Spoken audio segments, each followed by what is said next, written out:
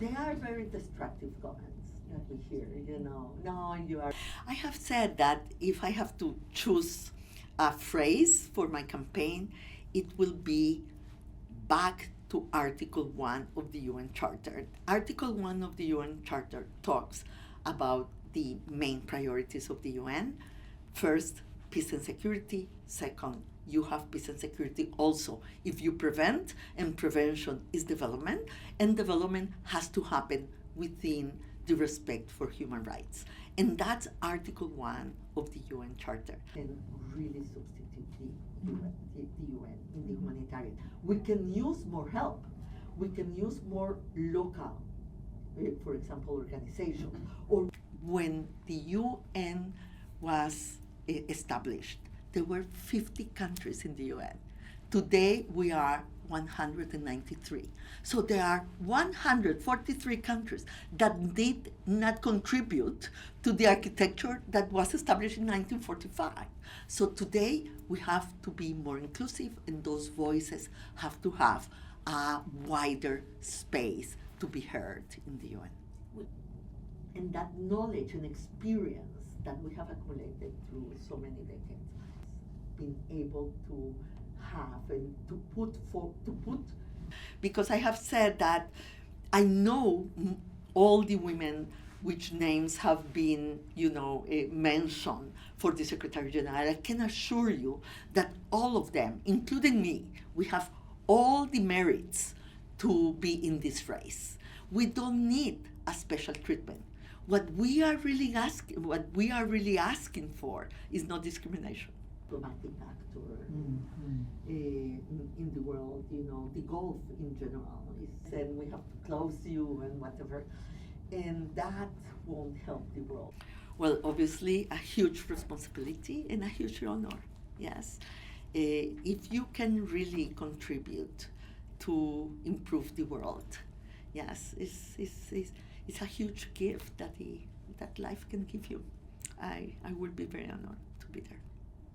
Was the agreement that we with Turkey? So that is a good example. Yeah. Turkey in whatever solutions we find for.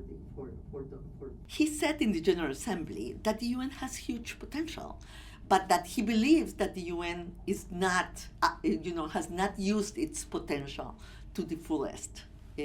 And maybe this is not a destructive critique. It could be a constructive one. If we can be better, we should be better. And I think that the UN, as I said before, has to embrace reform, not to be defensive about reform.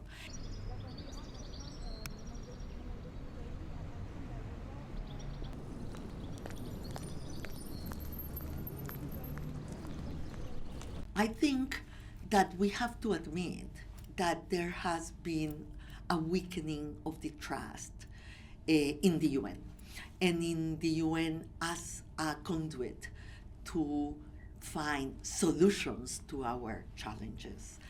And we have to, to be aware of that, to ask what we can do to regain the trust in an institution that is so important for the stability of the world. The Assembly will now take a decision on draft resolution A/80/L10 entitled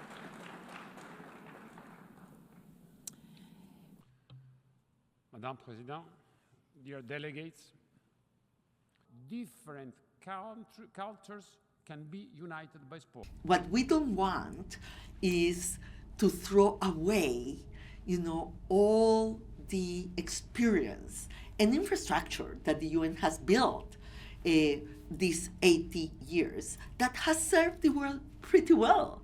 Because if you look around and you compare what we had in 1945 with what we have in 2025, 80 years after, you have much less poverty in the world. You have, maternal mortality and infant mortality has gone down more than 80% in the world. So we have a path to go. We have to be better in what comes next. Probably the challenges today are more complex, and geopolitics is more difficult, but I think that the UN can change to be fit for purpose in what is needed today, not what was needed in 1945.